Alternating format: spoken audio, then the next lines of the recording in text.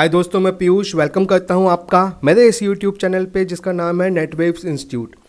दोस्तों, आज के इस वीडियो में मैं आपसे डिस्कस करने वाला हूं सीपीसीटी के बारे में। दोस्तों, ये वीडियो उन लोगों के लिए बहुत यूज़फुल होने वाली है जो सीपीसीटी की प्रिपरेशन कर रहे हैं या किसी अन्य कॉम्पिटिटिव एग्जाम की प्रिपरेशन कर रहे हैं जिसमें कंप्यूटर के एमसीक्यूज आते हैं।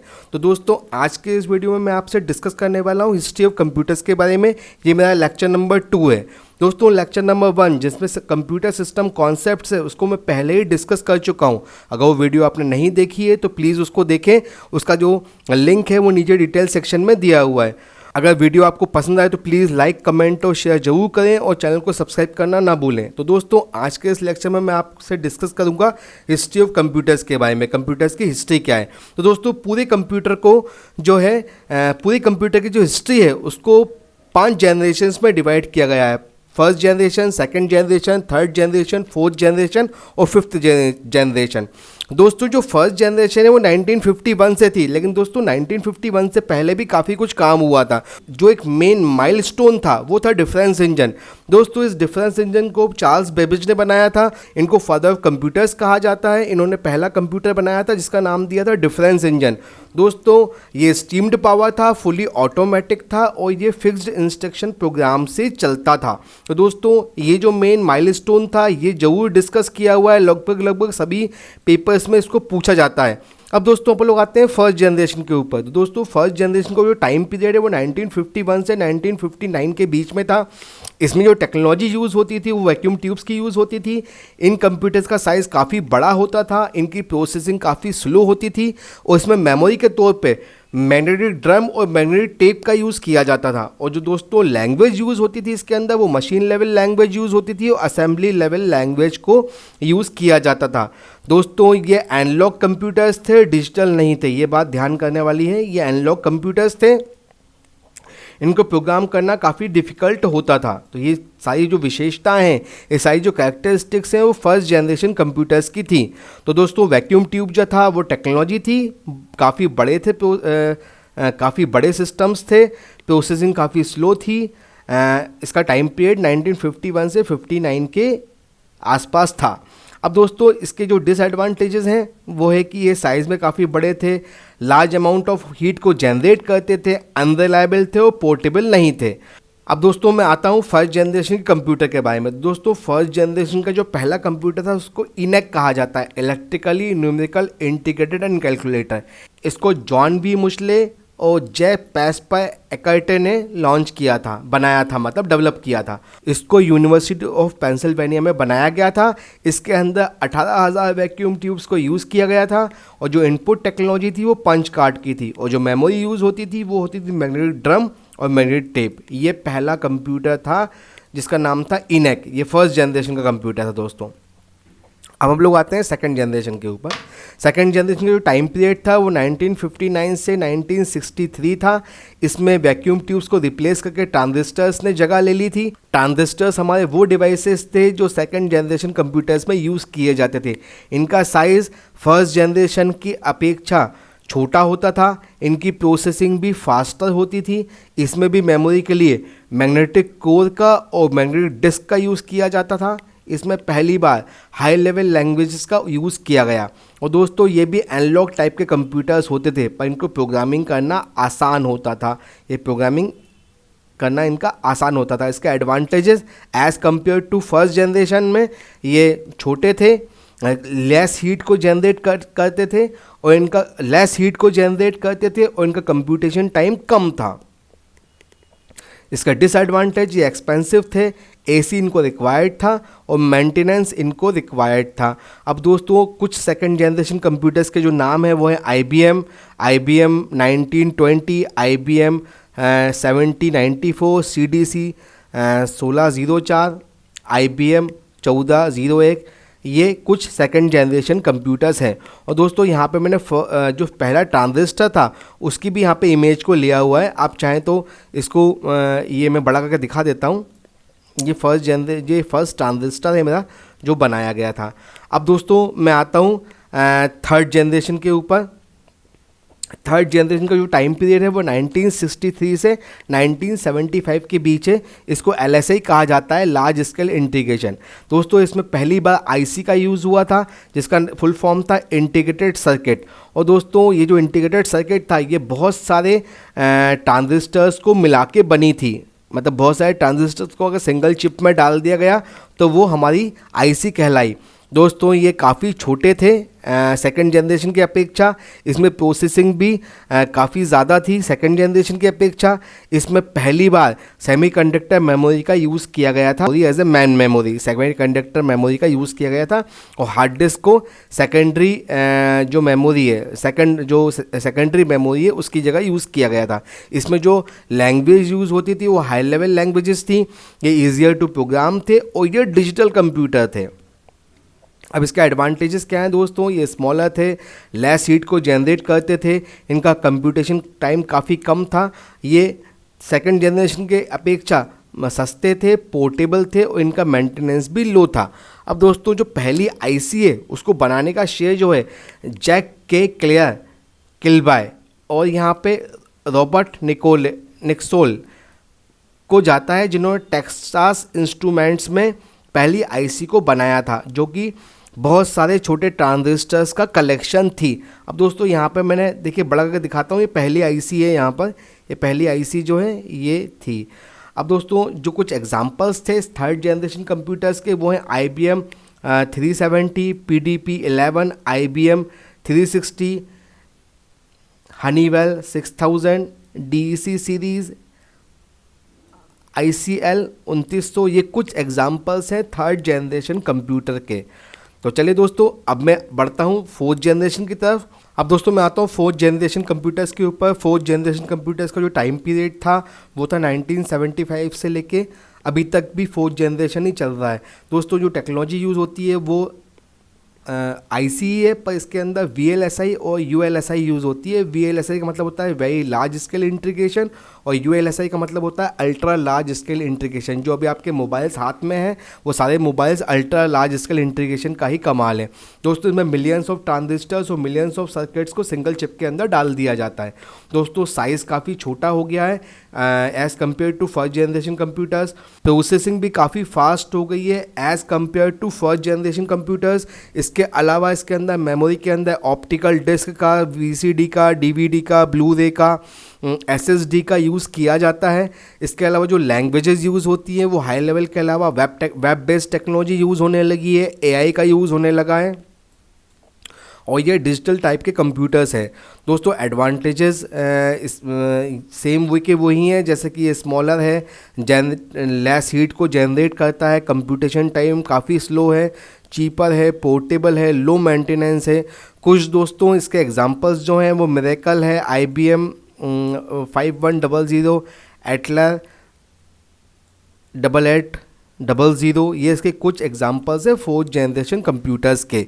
तो दोस्तों चलिए अब चलते हैं फिफ्थ जनरेशन के ऊपर। दोस्तों फिफ्थ जनरेशन में जो सिर्फ टेक्नोलॉजी यूज़ होती है वो है ULSI। ये फ्यूचर टेक्नोलॉजी है और ये अभी आप समझ लीजिए फ्यूचर में यही चलती रहेगी।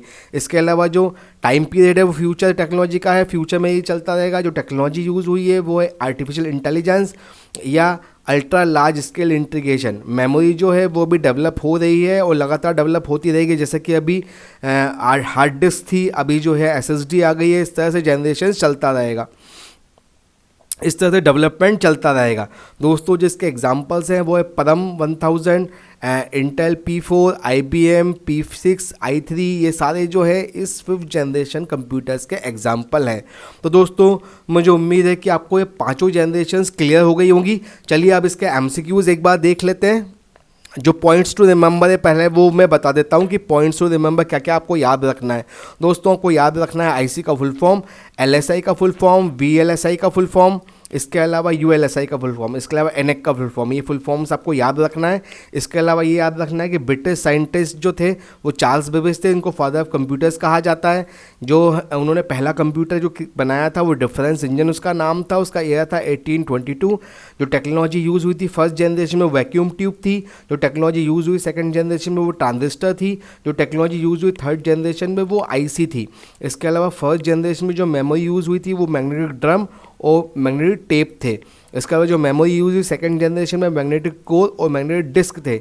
इसके अलावा जो मेमोरी यूज़ हुई थर्ड जनरेशन में वो सेमीकंडक्टर मेमोरी थी एज ए मैन मेमोरी, और हार्ड डिस्क को सेकेंडरी मेमोरी के तौर पे यूज़ किया गया था।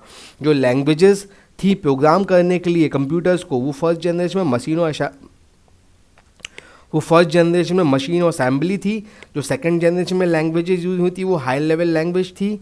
इसके अलावा जो थर्ड जनरेशन में यूज़ हुई थी वो वेब टेक्नोलॉजीज़ थी, जो इसमें नहीं दिया हुआ है लेकिन मैंने बता दिया आपको।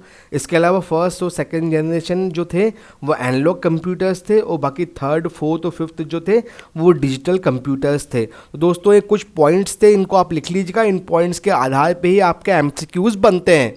चलिए अब कुछ एमसीक्यूज़ मैं आपसे डिस्कस कर लेता हूँ जल्दी से। ये सारे एमसीक्यूज़ जो हैं वो इन्हीं टॉपिक से रिलेटेड हैं। ये सारे एमसीक्यूज़ जो हैं पिछले क्वेश्चन पेपर्स में आ चुके हैं, उन्हीं को मैंने यहाँ पे लिया हुआ है।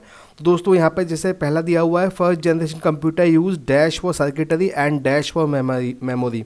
पहली पीढ़ी के कंप्यूटर सर्किटरी के लिए डैश और मेमोरी के लिए डैश का उपयोग करते थे। दोस्तों यहाँ पे दिया हुआ ये ऑप्शन है ट्रांजिस्टर्स एंड मैग्नेटिक कोर। तो हम जानते हैं कि पहले जनरेशन के कंप्यूटर्स जो है वैक्यूम ट्यूब का यूज़ करते थे और मेमोरी के लिए मैग्नेटिक ड्रम का यूज़ करते थे। तो इसके लिए जो ऑप्शन हो जाएगा दोस्तों वो आ जाएगा vacuum tube and magnetic drum, ये इसका आंसर रहेगा। अब दोस्तों यहाँ पे जो सेकंड एमसीक्यू है वो दिया हुआ है second generation computers were based on, दूसरी पीढ़ी के कंप्यूटर डैश पर आधारित थे। दोस्तों दूसरी पीढ़ी के कंप्यूटर्स में जो है ट्रांजिस्टर्स का यूज़ होता था, तो यहाँ पे ट्रांजिस्टर्स हमारा सही ऑप्शन होगा। Second generation computers way based on transistors. इसी तरह से दोस्तों जो तीसरा एमसीक्यू है वो दिया हुआ है which language was used to program second generation computers. Second generation computer को प्रोग्राम करने के लिए कौन सी लैंग्वेज का यूज़ किया जाता था। दोस्तों यहाँ पे देखिए मशीन लेवल लैंग्वेज दिया हुआ है जो फर्स्ट जनरेशन में यूज़ होती थी, BCD दी है जो भी, ये भी फर्स्ट जनरेशन में यूज़ होती थी। यहाँ पे असेंबली लैंग्वेज जो है वही जो है सेकंड जनरेशन कंप्यूटर्स में यूज़ होती थी, इसलिए इसका जो आंसर है दोस्तों वो है असेंबली लैंग्वेज। दूसरी पीढ़ी के कंप्यूटर को प्रोग्राम करने के लिए असेंबली भाषा का उपयोग किया जाता था। तो दोस्तों ये मेरे 3 एमसीक्यूज़ थे। चलिए आगे चलता हूँ। अब यहाँ पे दिया हुआ है CPU कंटेंट्स। तो CPU कैसे बना होता है, कार्ड रीडर और प्रिंटिंग डिवाइस से, analytical engine and control unit से, कंट्रोल यूनिट और अर्थमेटिक लॉजिक यूनिट से। दोस्तों ये इसका ऑप्शन रहेगा कि एक कंट्रोल यूनिट के अंदर, एक CPU के अंदर एक कंट्रोल यूनिट भी होती है और एक अर्थमेटिक लॉजिक यूनिट भी होती है। अब इस तरह से दोस्तों पांचवा जो एमसीक्यू है वो है थर्ड जनरेशन कंप्यूटर्स वो based on. Third generation computers में क्या होता है, तो वैक्यूम ट्यूब तो नहीं होती क्योंकि फर्स्ट जनरेशन में होती है, ट्रांजिस्टर सेकंड जनरेशन में होता है, तो थर्ड जनरेशन में आईसी होता है। तो इसका आईसी जो है वो आंसर रहेगा। तीसरी पीढ़ी के कंप्यूटर में आईसी पर आधारित थे, तीसरी पीढ़ी के कंप्यूटर आईसी पर आधारित थे। यूएलएसआई का फुल फॉर्म क्या होता है, अल्ट्रा लार्ज स्केल इंटीग्रेशन। तो दोस्तों ये जो अल्ट्रा लार्ज स्केल इंटीग्रेशन है ये इसका आंसर रहेगा। अब दोस्तों इसके अलावा IC is made up of, IC कैसे बनती है, तो दोस्तों इसमें जो है आईसी जो है वो बनती है ट्रांजिस्टर्स से। मैंने आपको बताया था कि आईसी जो है कलेक्शन होती है ट्रांजिस्टर्स का। तो दोस्तों इसका जो आंसर रहेगा वो रहेगा ट्रांजिस्टर। आईसी बहुत सारे ट्रांजिस्टर्स को मिलाकर बनाई जाती है, तो इसका जो आंसर रहेगा वो रहेगा ट्रांजिस्टर। अब दोस्तों जो अगला है वो है chip used in computers are made of. Chip किस कंपोनेंट से बनती है, तो दोस्तों जो चिप कंप्यूटर में लगी होती है वो सिलिकॉन से बनती है। ये मैंने डिस्कस नहीं किया था, मैं भी इसको यहाँ पे डिस्कस कर रहा हूँ। जो चिप कंप्यूटर में लगी होती है वो सभी की सिलिकॉन से बनती है और आईसी को बनाने में भी सिलिकॉन का यूज़ किया जाता है। तो यहाँ पे इसका आंसर जो रहेगा वो सिलिकॉन रहेगा। अगला जो एमसीक्यू है वो है फोर्थ जनरेशन कंप्यूटर्स वो based on. Fourth generation computer में चौथी पीढ़ी के कंप्यूटर आधारित थे, किस पर आधारित थे, माइक्रो प्रोसेसर्स लगते थे चौथी, क्योंकि दोस्तों फोर्थ जनरेशन कंप्यूटर्स में जो था आईसी का यूज़ होता था वीएलएसआई का, और वीएलएसआई का जो सबसे अच्छा एग्जांपल है वो है माइक्रो प्रोसेसर, क्योंकि वैक्यूम ट्यूब जो है फर्स्ट जनरेशन में यूज़ होता था, ट्रांजिस्टर जो है सेकंड जनरेशन में यूज़ होता था, आईसी जो है थर्ड जनरेशन में यूज़ होती है, और फोर्थ जनरेशन में माइक्रो प्रोसेसर्स का यूज़ होता था। तो क्योंकि माइक्रो प्रोसेसर क्या होता है, माइक्रो प्रोसेसर होता है आईसी का कलेक्शन और आईसी होते हैं ट्रांजिस्टर का कलेक्शन। तो जो है फोर्थ जनरेशन कंप्यूटर्स में माइक्रो प्रोसेसर्स का यूज़ होता था। अब इसमें लिखा है which is not an integral part of computer, कौन सा कंप्यूटर का अभिन्न अंग नहीं है।